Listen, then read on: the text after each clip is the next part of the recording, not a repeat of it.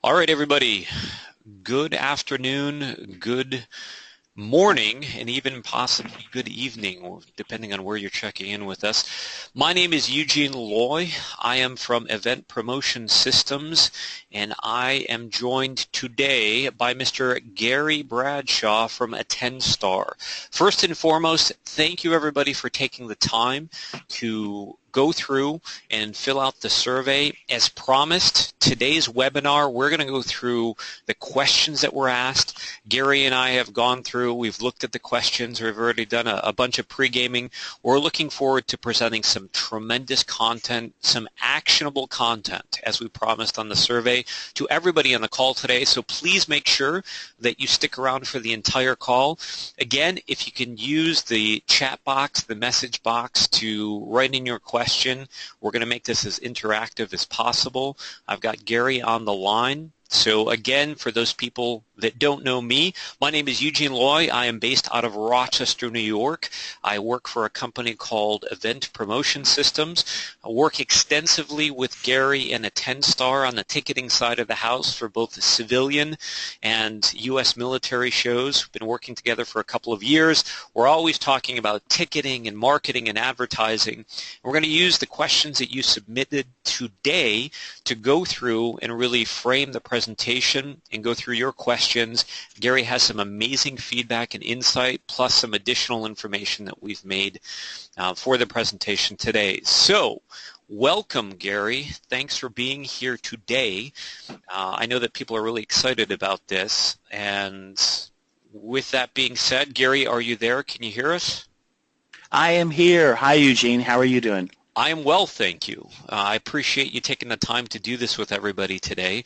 I met Gary years ago, and he actually has a very interesting and storied background.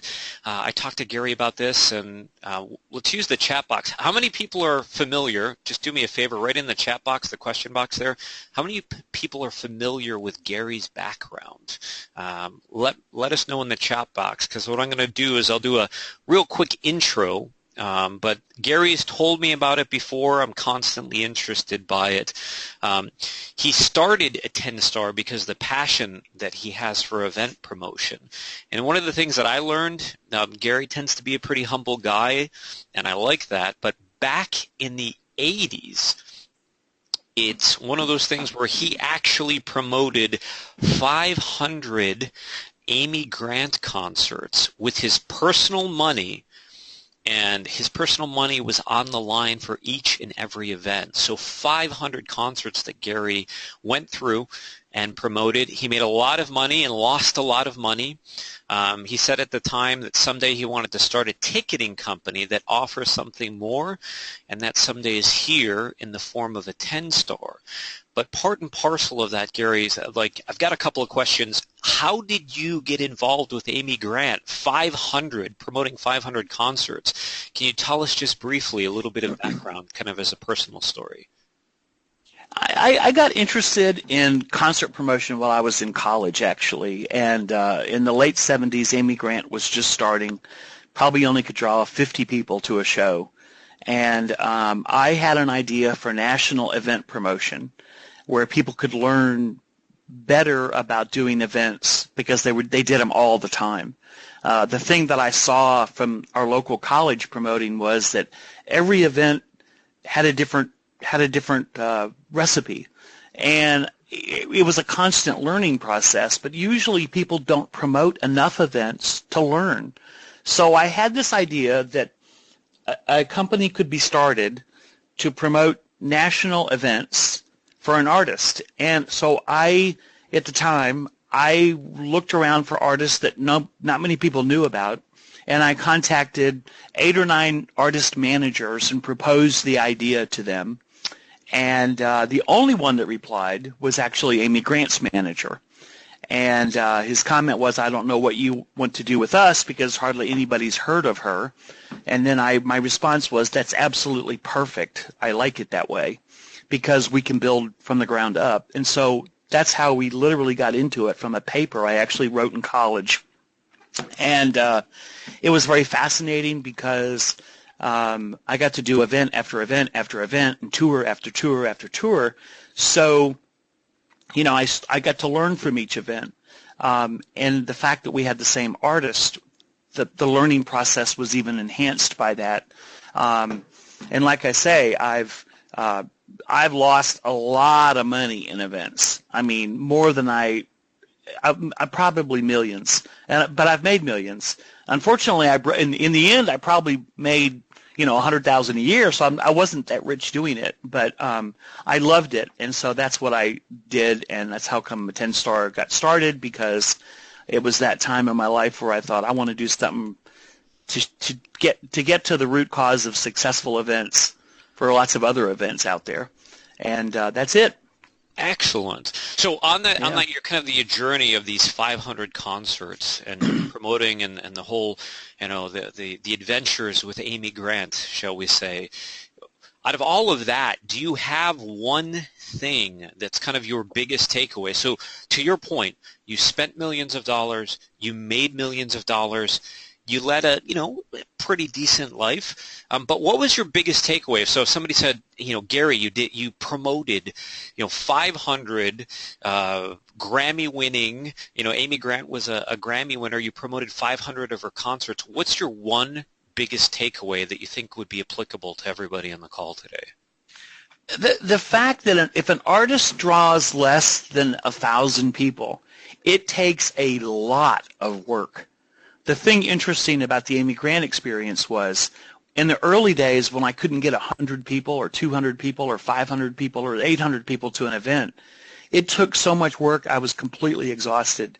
But then, of course, with a popular artist, all I got to do is run a couple television commercials and I could sell 20,000 seats in a week. So the artist that you're hosting is absolutely critical. So, if you've got headliners on your show that don't draw, just count on the fact that it's going to take much more work, and you have to be very good at what you do. That was the big takeaway for me, because as Amy got more popular, it got easier to promote her. Now, on the other side of that coin, it got more expensive to promote her, because now we were headed to venues that had contracts with people like Ticketmaster, and where you had to have security and medical people, and so the evening was a lot more expensive, but more people knew her. The other thing I saw over the years of doing events is that, and Eugene's going to hit on this later today, but tracking the results of your events are much more important today, honestly, than they were 30 years ago, because there's so many channels. So it has gotten a little complex in some ways, but fascinating complex, and there's a lot of tools out there that can help you. So, but I think the challenge itself is what keeps me in this. Fascinating. Thank you for sharing that, Gary. You're welcome. Great stuff. All right, so everybody submitted questions. Again, thank you, everybody, for submitting those questions. Thank you for being on the webinar. And what we're going to do is we're going to jump into the questions, kind of lump some of the questions. And Gary and I talked about this leading up to the webinar. We want to try to make this information applicable to almost every event organizer. There are some specifics, there are idiosyncrasies, there's different locations, different cultures, things of that matter. But what Gary and I really talked about extensively in prepping for this webinar is what's the most applicable information for everybody. It's a promise that we made, and what we're going to try to do is deliver that plus some additional great information. So without further ado, we're going to jump into the questions. We're going to go from top to bottom. Again, please use the chat box, the question box there, to engage, make sure. If everybody could kind of do a quick check-in using the chat box, that would be great. I'm going to actually go over to the chat box myself. We'll monitor that, but we're going to start with the first question. Or the first challenge that somebody had, Gary, was talk to us about getting people to actually getting people to actually commit to come to your event. How do you get people to commit to attend your event? Well, obviously the first thing you got to do is sell them a ticket. And one of the frustrations with every single event that we do, and we've done almost 7,000 events at a 10-star since I started the company 6 years ago, and there's a lot of common threads. In fact, a lot of the questions that were submitted have common threads, and it was fascinating. To commit to the event, we have to remember that event marketing, the key word is marketing. There has to be a reason for people to want to go to your event, to commit to your event. And usually that reason is either the talent that they're going to go see, the experiential experience of going to that event, but also giving them a reason to buy. So, and buy early. So having some kind of strategy of what I call a tiered ticketing process, where tickets are $30 this month, $20 next, or $20 this month, $30 the next month, and $15 the last month, whatever the numbers are. We have to give a reason to people to buy tickets early, and the more. It is an old saying: the more you tell, the more you sell. And part of that is because we as event organizers are usually familiar with our talent. Whether it be an air show, we're familiar with the acts, whether it's a musical artist, whether it's a play, it doesn't matter what it is. So we know the artist, so it's really hard for us to write copy. But we have to put ourselves in the position of not being familiar with an event. That everybody may not be an Amy Grant fan, for example. So we might want to share what Amy Grant did, so some music, some video. So at the end of the day, we're writing copy to sell people. And I think that is critical to understand, that this is a marketing event and not just a popularity contest of is the artist popular. That's basically it. Interesting. So on the marketing thread, there was a lot of, to your point, there's a lot of similar questions in the vein of questions. Somebody wrote here, being heard above the noise of people's busy lives. So every day we're bombarded with marketing and advertising. We now have these, little computers or smartphones that we walk around with. There's advertising all over the place. How do you get through, how does an event organizer cut through that noise? What suggestions do you have there? Well, the first thing we have to realize is that the reason there's more noise is because there's more channels. So the secret to cut through the noise is to figure out which channels are truly delivering results. And most of us don't know. That's just a fact. We really don't know. If you think back and you said, well, what drove the results to your event? Well, a lot of people heard it on the radio. We ran a newspaper ad, but there's so many channels that we need a way to monitor the results, whether it's with Google Analytics or other tracking tools, and to figure out which channels are truly working. And I don't mean buying into things like some of the social media hype.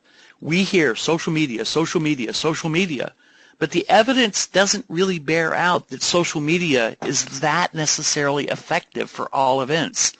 And email is effective still. It's amazing. It's still effective.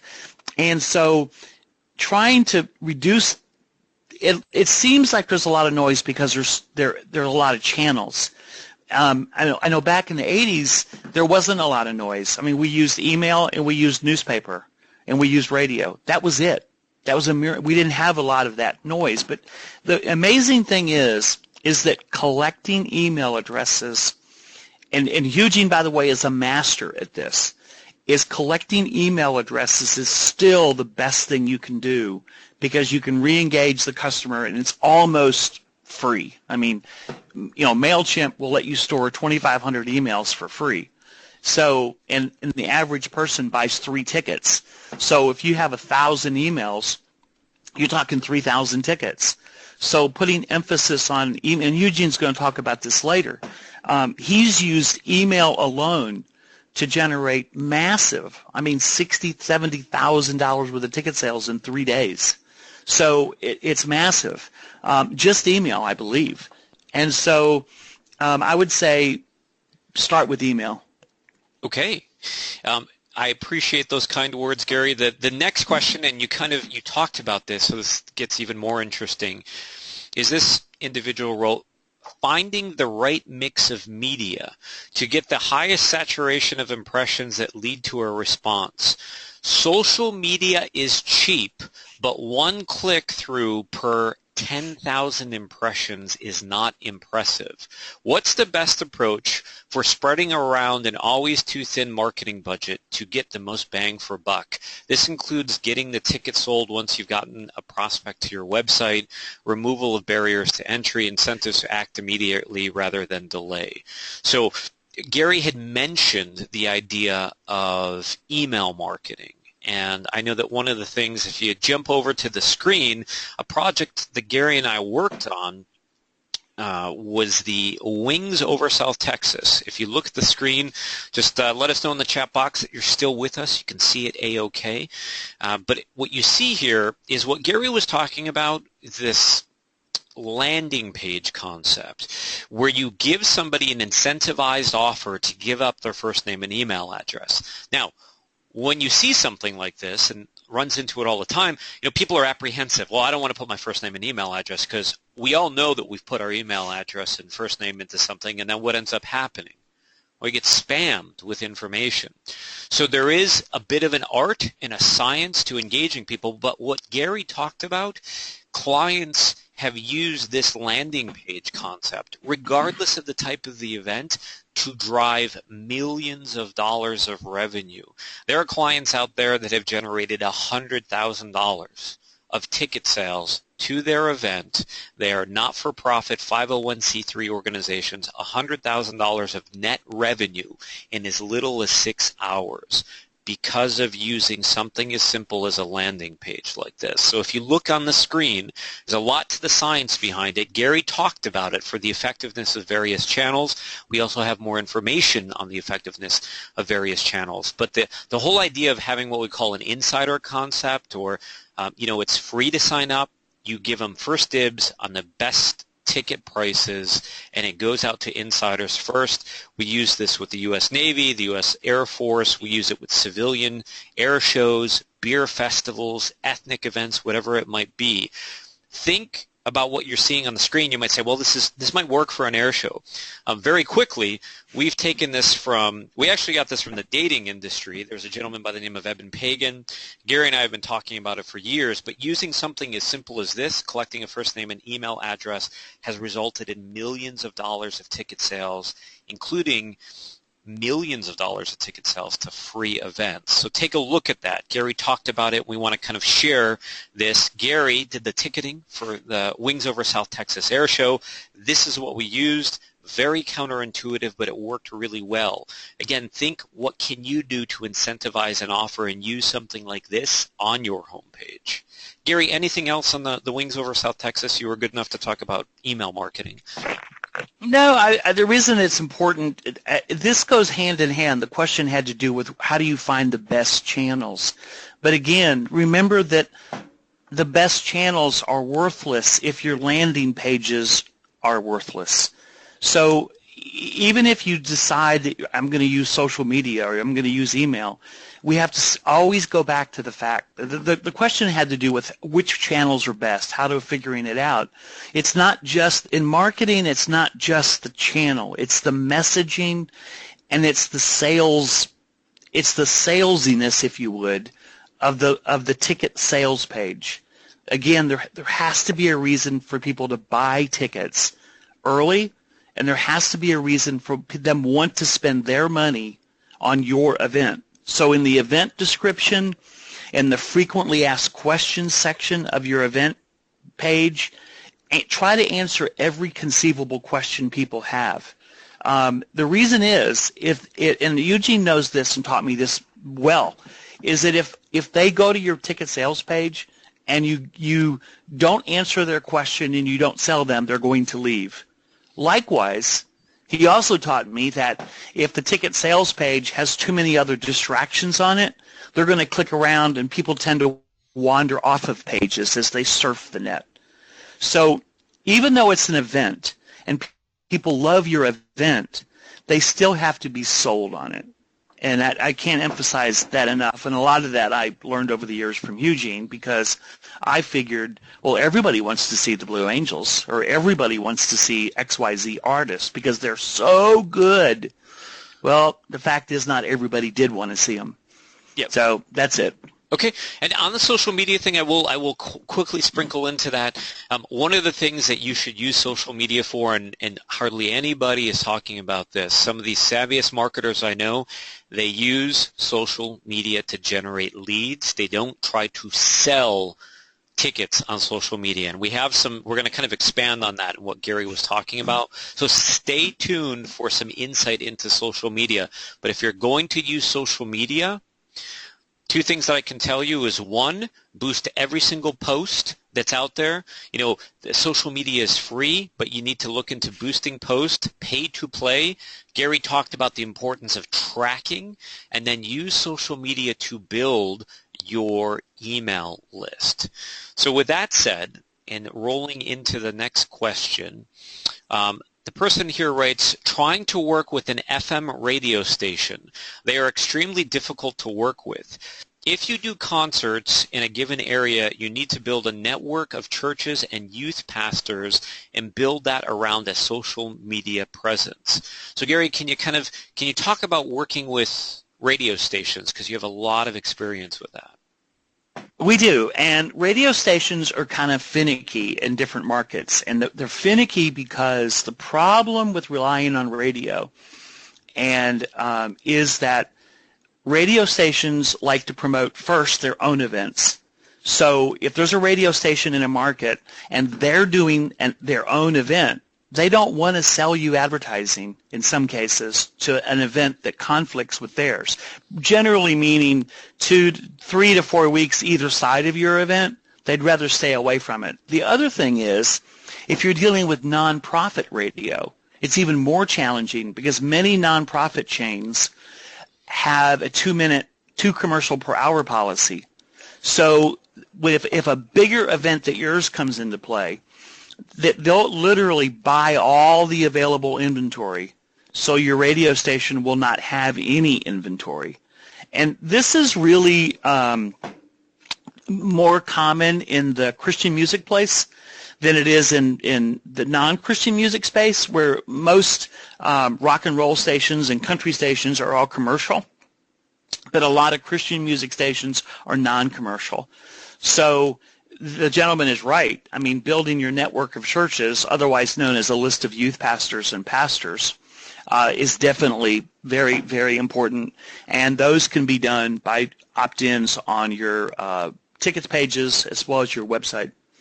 So I think that's what that question is all about, is that, and it's hard when different markets, when you get stuck relying on any one source, which is a good thing about having a lot of channels, because now you have other opportunities. Back in the early days, if the radio station wasn't behind my concert, I usually canceled it.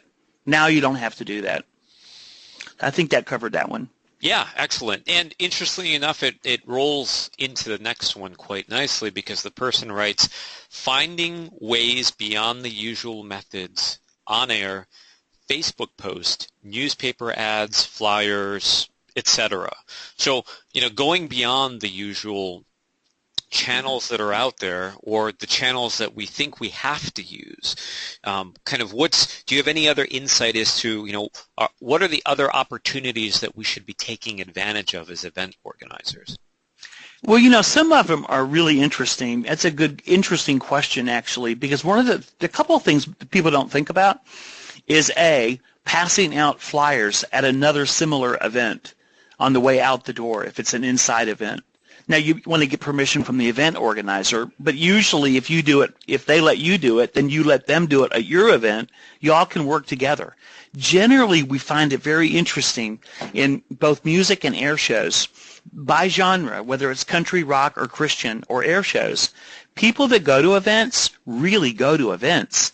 I mean, if I typed in some ticket buyers' emails down in markets where we have a lot of events, down in the southeastern United States, for example, it is not uncommon for me to type in an email address and find out in the last 2 years we've sold 8 different event tickets to the same person. So people that go to events go to events. An idea that I saw recently was fascinating, and that one event was literally a sponsor of another event. So the idea was they found a similar event, got in the program to advertise their event, and then bought a sign on the fence, and paid them $100 or $200 and promoted their own event at somebody else's event. So looking for like audiences is really, really important. Interesting. Gary, you're a very strong advocate of word of mouth advertising, and that's for all the technology that's out there, for all the channels that are out there. Can you give a little bit more insight? Because you're talking to me about word of mouth advertising and how somebody like an event organizer might be able to use that. Absolutely. This is probably the biggest things that we designed into a 10-star. And if you're not using a 10-star, other ticketing companies may or may not have it, but you can still do it. And that's the important thing, is that the basic formula is that people are 6 times more likely, 6 times, that's 600% more likely to share an event after they've purchased a ticket than beforehand. And if you think about events that you are thinking about going to in your own life versus events where you've actually committed to buy a ticket, you talk more about events where you hold a ticket. The other thing interesting about events aren't like going to look at a new car. They're not like running down to Home Depot and buying a hammer. Those are not really that social necessarily. I can't think of any time I've invited somebody to go down to Home Depot and buy a hammer. But if an event, it's different. You want to go with friends, go with people.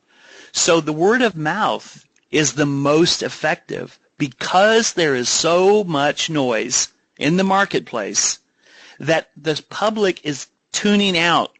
They're being overly saturated with so many messages from so many sources. The one source that still is super powerful is word of mouth. Now, of course, you say, well, how do I get the word of mouth?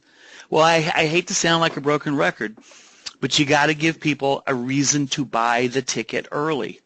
Now, Eugene has done some interesting marketing things that when I first saw it, I was a little skeptical. But when I saw the results, I was on board because I never saw so many tickets move so fast. When you're pricing your tickets, this is talking about how to get people to buy your tickets. When you're pricing your tickets, there really is nothing wrong with saying it's starting out $10 too high. You may never sell a single ticket at that $10 increase. So let's say that your goal is to sell $20 tickets. If you start out at 20, it's very difficult to discount. But if you start out at 30, it's much easier to discount. Much easier to discount. Who says that people have to buy the $30 ticket?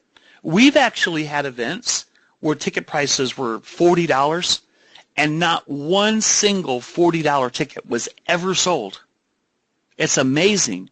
And so what happens is that the early tickets that are sold for $20 when it was regularly $40 and they got a 50% discount, that pushed those ticket sales up early in the process.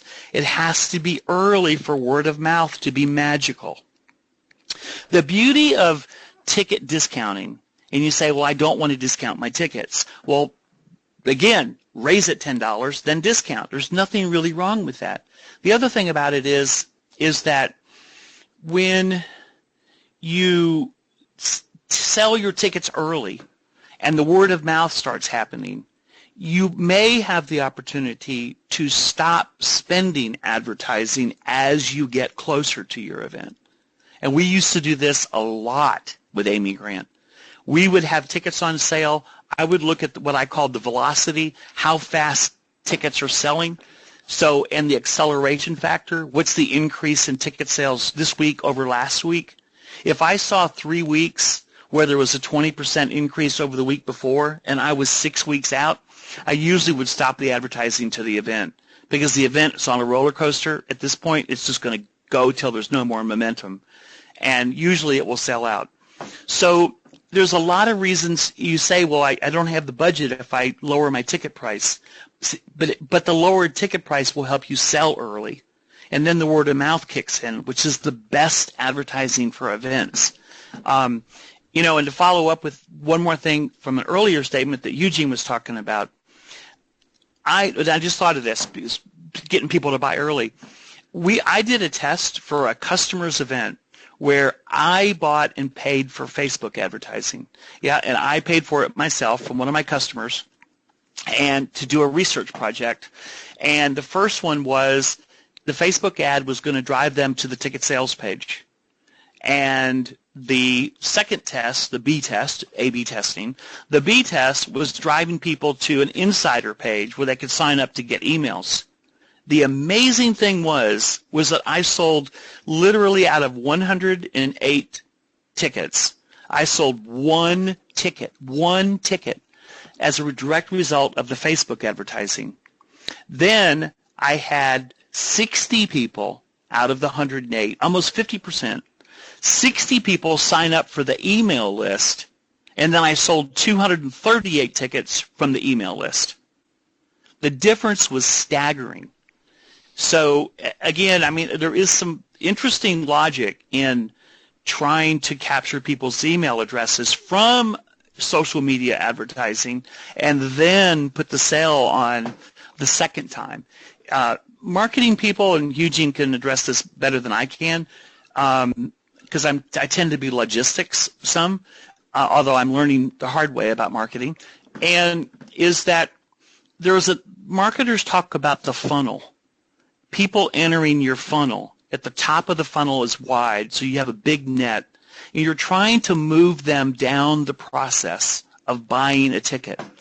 And so that's what this concept is of advertising on social media to get the email address so that you can share more with people about your event. So I just want to make sure I added that little piece.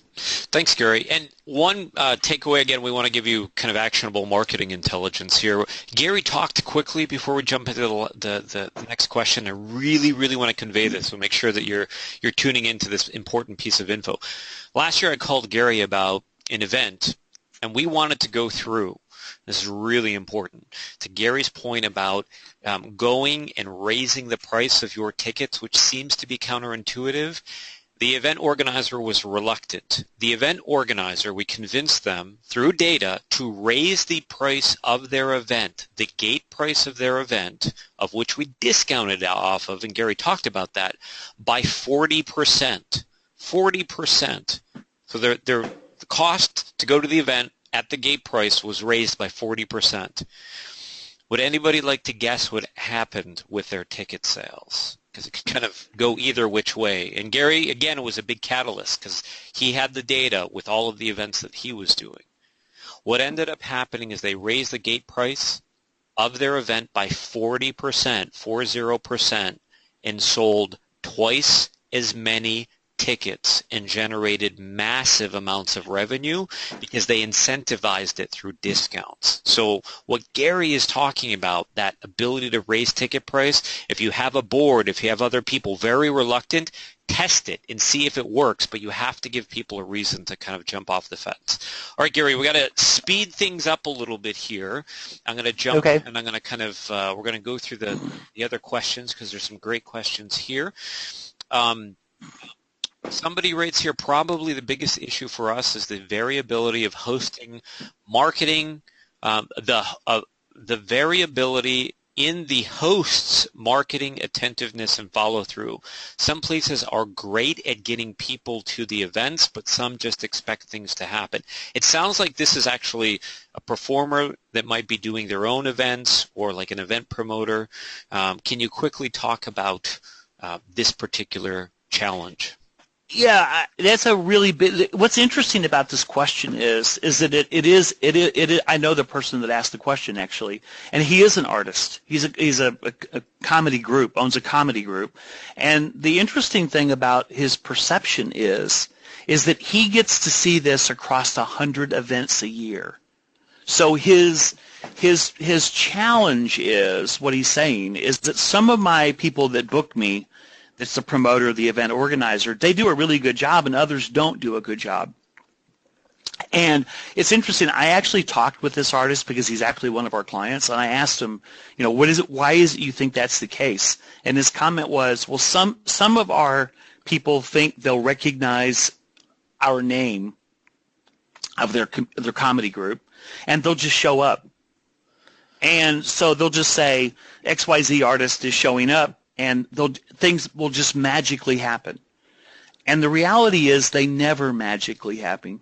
It is a marketing, it's an advertising, copywriting, marketing game. And the noise that we talked about earlier is because there's so many people pretending to play that game. And the really good marketers and the good copywriters will get through the noise.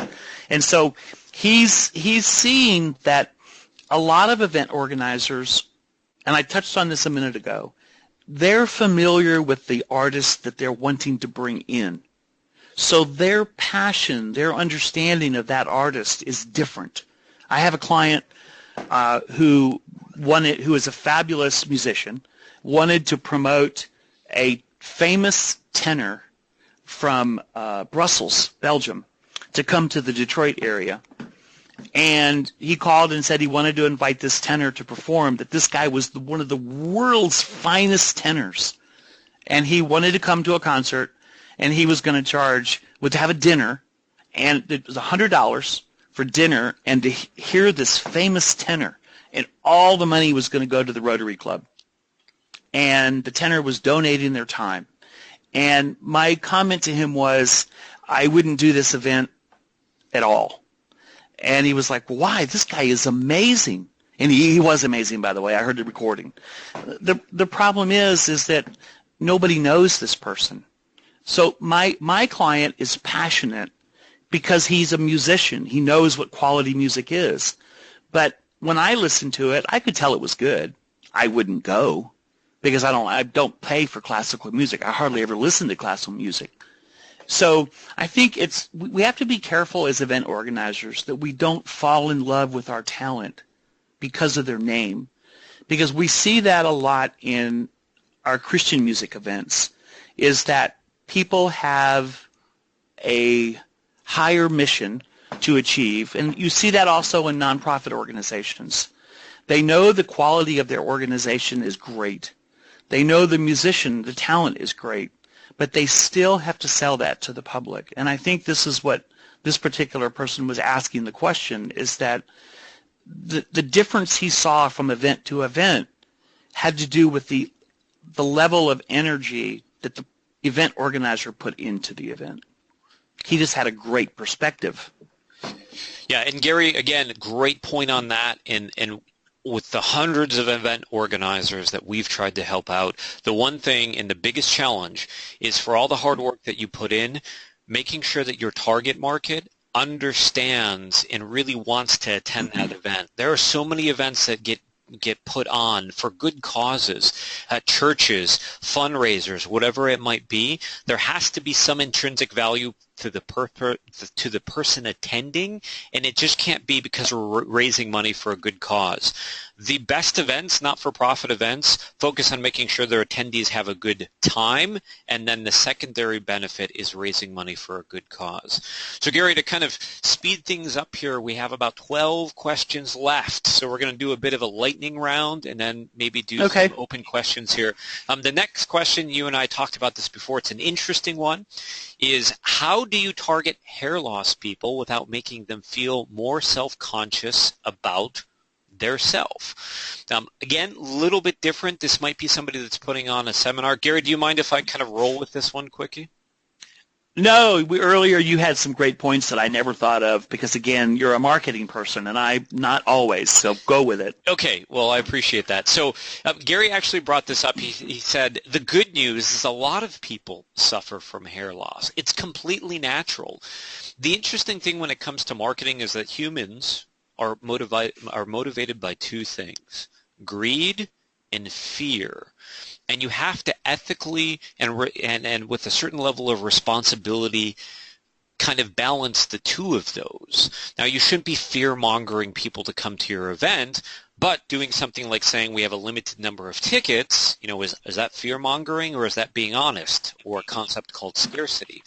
And when it comes to this type of question, we apply a lot what we do for event organizers called direct response marketing. When you're asking what is the most effective form of reaching a potential event attendee, where should I spend my marketing dollars?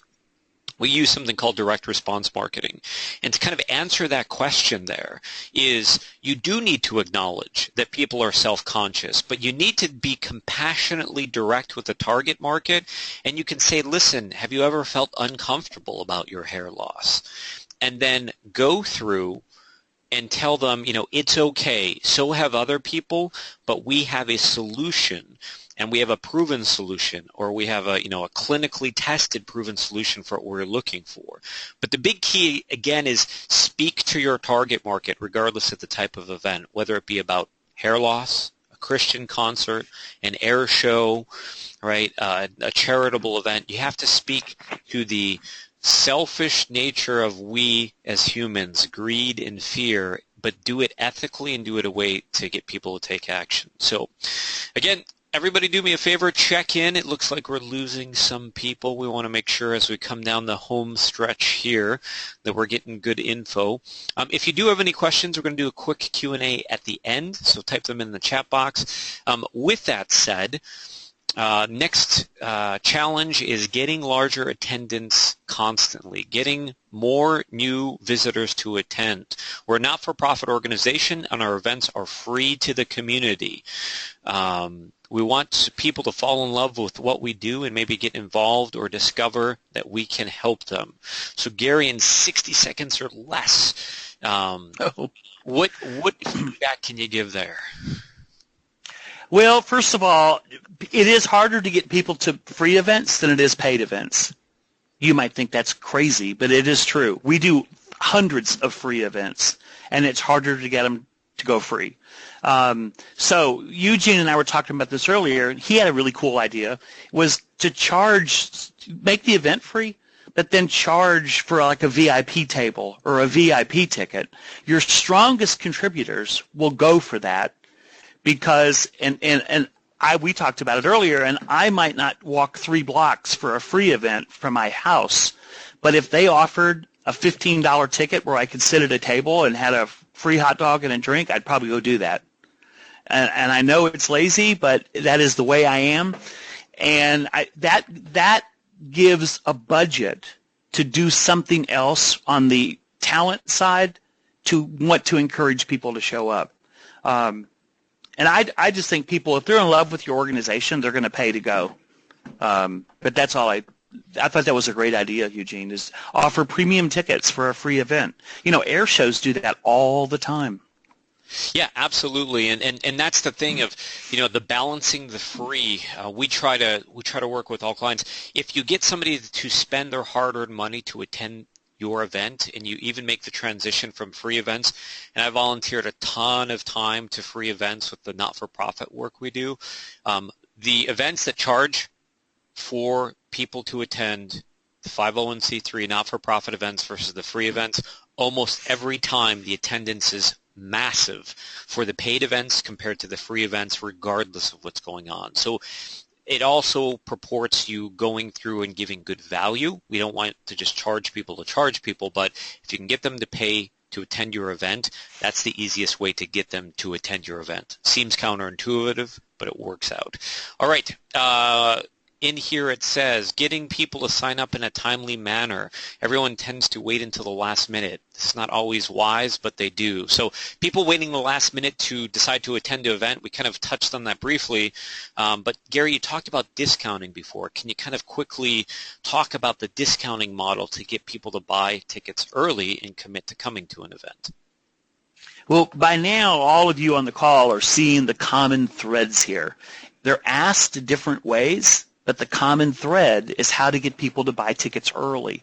And it goes back to giving them a reason to buy. You're either going to go through it through discounting or you're going to go through it through scarcity, meaning you've only got 100 VIP tickets to sell, so you better buy early or you won't get those. One of the things in the air show business we do is we sell a VIP parking pass, and we limit it to 300 people out of say 10,000. Well, that will force 300 people to buy those parking passes. Now they don't have to. They may not buy. They won't buy a general admission ticket because they know that there's a big space at the event and that they could probably buy them later. But they will actually come in and buy that parking pass first and then figure out what to buy later. That still works because now they've bought something, they're vested in the event, and now they're going to talk about it. So that means that for your event, what you should be doing, in my opinion, is regardless of the event, create a scarcity factor. That would be a special seating area, a special standing area, and sell those tickets and say it's only 50 available. They're $25 each. General admission is $15. That gets you those people to buy early so you can start that word of mouth going. Use tiered ticketing. Have different levels of tickets. Price them, this month it's $30. Next month it's $25. Or opposite. This month it's $25. Next month it's $30. Next month it's $35. Make those transitions so that people can see that there's a reason to buy early. But Eugene's right. Scarcity, fear of losing out is a really big factor in ticketing. Really big factor. Now, if you're not booking in Taylor Swift, then you have to create a smaller number of tickets, but you can still do it. You could still create, if you're in a church, you can divide that church into 3 groups. You could have a balcony, ground floor back, ground floor front, and then price each one at $5 difference. I guarantee you your front tickets will always sell first because it's scarcity and it's supply and demand is basically what it is. So yep. That is it's still true. There's a lot of common threads here. People are asking the questions differently, but it's the same issue. Letting people know why they should buy early and why they should go to this event to begin with. Good stuff. And on that, Gary's talking about the fundamentals, kind of to move into the next challenge of getting the word out and selling enough tickets to make it a worthwhile fundraiser. So, getting the word out, Gary, you talked about channel marketing before, and then selling enough tickets to make it a worthwhile fundraiser. If you could kind of quickly touch upon that, we're in the home stretch here for some of the questions. There are about 6 questions left. Well, in that case, one of the things Eugene and I talked about earlier, and he's got a slide about it, getting the word out goes back to figuring out what channel you want to use and figuring out, and I think if you're using Google Analytics or you're using another tool that Eugene has used, that I think it's called Castoria, and you can actually see the effectiveness of different channels. So to get the word out, you have to figure out which channels you want to pick. Some are just better than others. I find that social media is a slower channel. For some reason, it's the people visiting don't really have a sense of urgency. But on the people that get emails, they do have more of a sense of urgency because probably they've already given you their email address. And that's why I'm a big fan of driving leads from social media to email. Lead them through that marketing funnel. Have a social media thing that says basically on your landing page, give us your email. It's very non-committal, but it's that first step in being able to share more information at a reduced cost, which results in more funding. Yeah. So I'm just a big fan of that.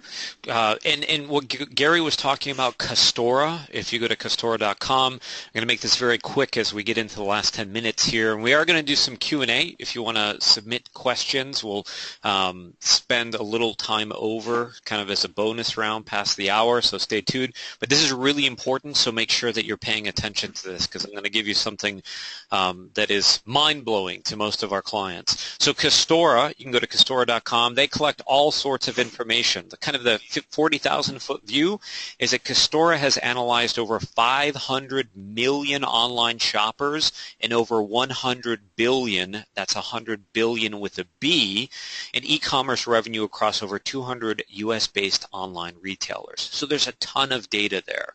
And what I'm about to show you here is what I call mind-blowing for most of my clients. So everybody is talking about social media. Yes, you should be doing social media. You should be paying for social media, but here's the really important part. If you look down at the bottom side of the chart here, out of the total revenue, out of that $100 billion of revenue, 2% was generated by social media. Everybody is running around. And I'm going to pull the chart up here, let us know that you can see it. Thanks for the notes coming in about that. So we're looking at the Kastora graph here. If you look at the bottom left, social media, $100 billion, 2% came from social media, Facebook, Twitter, Instagram, Snapchat.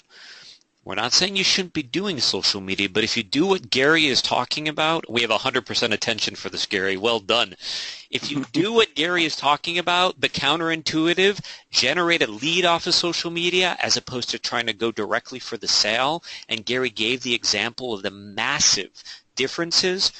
When we talk about that $100 billion, if you look at the Kastora graph here, Gary talked about email. Well, the number one thing was email for generating new customer acquisitions or customer acquisitions. CPC is cost per click in organic. Hardly anybody talks about email marketing, cost per click or organic SEO optimization. But if you look at $100 billion and you look at the breakdown of where the money is coming from, everybody's focused on social media. Use that to your advantage. So again, this is Kastora.com. If anybody wants a direct link to this, just let Gary know, and I'll make sure to pass that information along to him. But this is massive, and I really, really want everybody to pay attention to this, because this is also how our clients go through and leverage massive ticket sales, how they do extraordinary things like sell a $4,000 ticket to a free event by using the right channels. So make sure to pay careful attention. If you want a copy, let Gary know. I'm going to send the slide over to him. And as we're kind of going down, we've got 6 minutes left. Again, we are going to do a bonus round if you want to submit a question. We have a couple more questions to go through. Gary, what's the best way to approach a church or similar venue about holding and or sponsoring a concert? Well, most of our clients that do things like that will give the church discounted tickets available at the church. So if the event is $20, they'll give a $15 ticket you'll give $115 tickets to the church in exchange for the use of their building and supplying, say, 20 volunteers for the day of the show. Picking the right church is important. I would pick a church that's interested in the music of the artist.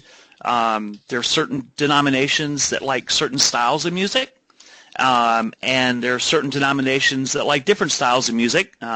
So I would make sure I pick the right musical style for that particular church denomination. But usually you can convince them. And the other thing about the right church is that obviously large churches tend to be better because they have more people that they can advertise the concert to inside the church. But that's a great question. It's really challenging, I got to admit, because some churches will say, "Oh yeah, we'll push it. We'll push your event. Come here," and then they don't.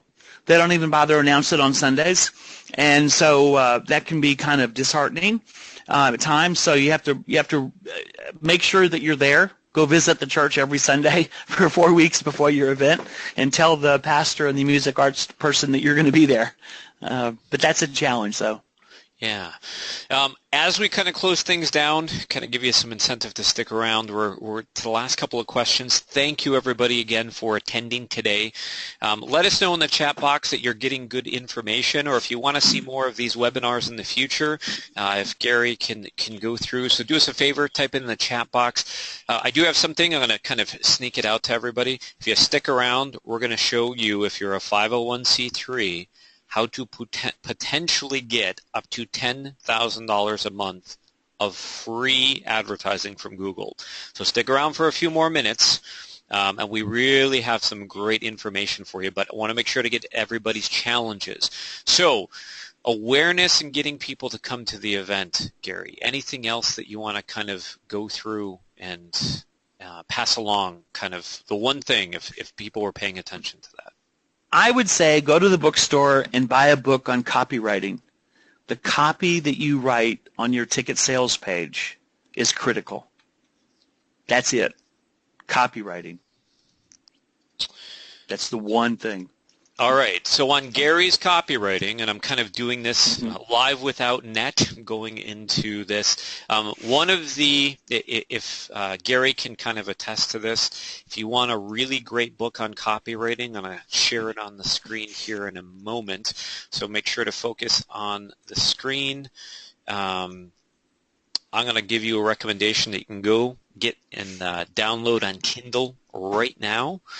And it is called, if you bear with me, I'm putting it in. The author's name is Dan S. Kennedy. And the book that I strongly recommend to everybody, it's up on the screen here. It's called The Ultimate Sales Letter.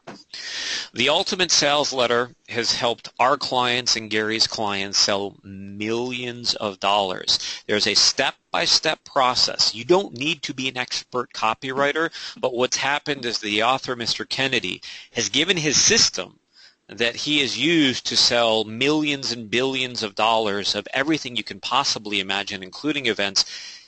What is in the Ultimate Sales Letter is essentially the very similar template that we use for ticketing pages, for opt-in pages, for things of that nature. So the Ultimate Sales Letter, you can get a Kindle version right now. Actually, it's showing that the Kindle version is free for Amazon Prime people, or the paperback version. Check it out and let us know what you think of that. But it really is a strong recommendation. Gary talked about the importance of copywriting, the words that we use on a page to get somebody to take action on advertising. So as we wrap it down here, to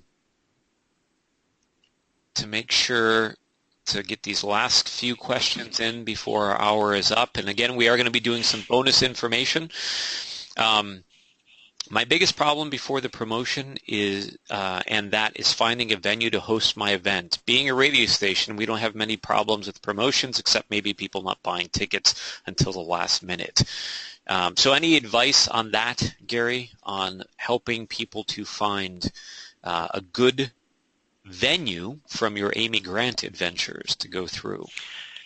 That's a great question. One of the things I would strongly suggest is before you book the artist, ask the booking agent or the artist manager which types of shows have been the most successful. Are they in high school auditoriums? Are they in Baptist churches? Are they in Methodist churches? Are they in civic centers? The artist and the manager shares your goal of filling that room. The other thing is ask the artist, ask the booking agent what size crowd to expect. If you have a 700-person venue, you have a lot of choices. If you have 1,800, you have a lot fewer choices.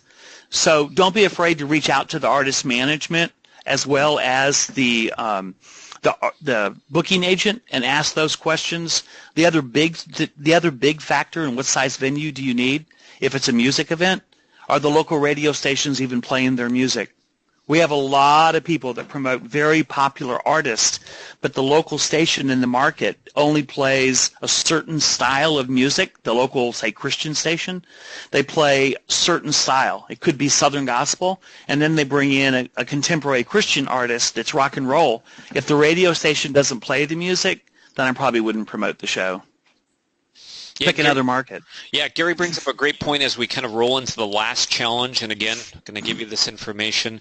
Please have your questions ready if you'd like to stay for the bonus round. Gary, do you have a few more minutes here so that we can kind of go through and help people with bonus questions, make sure they're getting good value? So the last challenge that we had from the survey was connecting with the audience. I believe that they believe is out there that would enjoy my event. And I'm just going to roll with this one quickly, Gary, and if you have anything to add, just to kind of put the bow tie on the package here, is when Gary talked about that. He actually brought up some really important things. If you're going to do advertising on a radio station for a certain type of artist, make sure that the advertising is in line with what the listener is listening to on that radio station.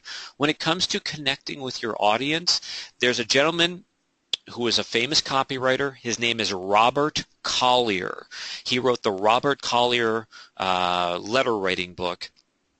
And what Mr. Collier said is you want to enter into the mind, or you want to enter into a conversation already taking place in your prospect's mind. Now that might seem like we're very subjective when we do events. Oh, this is going to be great. Everybody's going to love this. But what you need to do is you need to connect your marketing. You need to connect your event, what's happening at the event, with the intrinsic greed, fear-based motivations in an ethical way with the target market. When you're able to do that, the greatest event organizers that I have seen, the ones that I aspire and look up to, have a very good way. They have this amazing way of connecting objectively, right? We have our boards. If we're a not-for-profit, we have the people we work with. It's very difficult for us to be objective about our target market. But if you want to connect with what, not necessarily what you think your audience needs, but what your audience wants. Do things like surveys, get feedback. If you look at how today's presentation was put together, the content was put together by everybody on the call today, and the people who are good enough to fill out the survey were connecting. We have people that have stuck around for the full hour, and that's great. Gary, was there anything else when it comes to connecting with the audience? I'm going to let you go ahead with that. But also, please, everybody, go over to the chat box. We have a couple of questions we're going to get to here. And then, as I said, if you stick around to the end, I'm going to show you, if you're a 501c3, not-for-profit registered organization with the IRS, how to get up to $10,000 a month of free Google advertising in just a few moments here. Gary, anything else on connecting with the audience? No. I don't have anything else that I haven't already talked about. Okay. So I'm ready to find out how I can get $10,000 in free advertising. All right. We do have a couple of quick questions here. Good idea on passing out the flyers. Any other ideas for how to get flyers, posters distributed in a market? So if somebody has an event and they want to go through and get that distributed in the marketplace, any suggestions there, Gary, on how to get that out? Depending upon the event, you can also use local merchants. Say you've got a grocery store that's a sponsor. There's nothing wrong with dropping a small flyer and get the grocery store to drop it into every grocery bag, especially if it's a women's event. And if it's a different type of event, if it's a remodeling event, get Home Depot and Lowe's involved. They love dropping stuff into your bags at the store. Especially if they're a sponsor. Restaurants, same thing. If say you can sponsor our event, but in exchange for that, it's a $250 value. But we want to make sure that you drop this little flyer in all of their, put it on the trays at the restaurant, stuff like that. Good stuff. Excellent. All right. Last call on questions. If you go over to the chat box or raise your hand, let us know. We want to make sure that, again, we answered all your questions. Also, if you can do us a favor, when the webinar is finished up, if you could take just a few moments to fill out the post-webinar survey and let Gary and myself know if there's any other way that we can help you. We wanted to make this as content-driven as possible. If there's something that you want covered in a potential future webinar or anything you want for Gary to feature on the blog, just let us know. Gary's always looking. He has a great group of people creating content for his blog, so let us know. The other thing, too, is we're going to send everybody a follow-up. So we're going to be posting the recording of this video if you're wondering if you want to go back through this, because there's a lot of information that's been shared with the group today. Thanks because of your information that you submitted in the survey. What we're going to do is we're going to take the video, give us a couple of days, and we're going to email it out to everybody. So look in your inbox if you want to review the information. After it's all done being encoded and uploaded, we'll send it out to everybody so that they can go through. Gary will make sure that it gets out to everybody. So with that said, any other information? This is the last call on questions. If not, let us know that you're all set in the chat box, and I'll give it about 10-15 seconds here, and then we're going to deliver on the promise of up to $10,000 of free Google advertising. All right, going once, going twice. Everybody's quiet. I think they want this information. All righty, so here we go. Make sure that we have everybody's attention. Really super important stuff. There is something called Google Ad Grants. Now, the process to sign up has become far more laborious in terms of what it takes to get an ad grant. But what Google does for all of the billions of dollars that they make is they go through and they actually have something called a Google Ad Grant. And what that means is if you're an eligible 501c3, they offer you up to $10,000 a month of in-kind advertising in AdWords.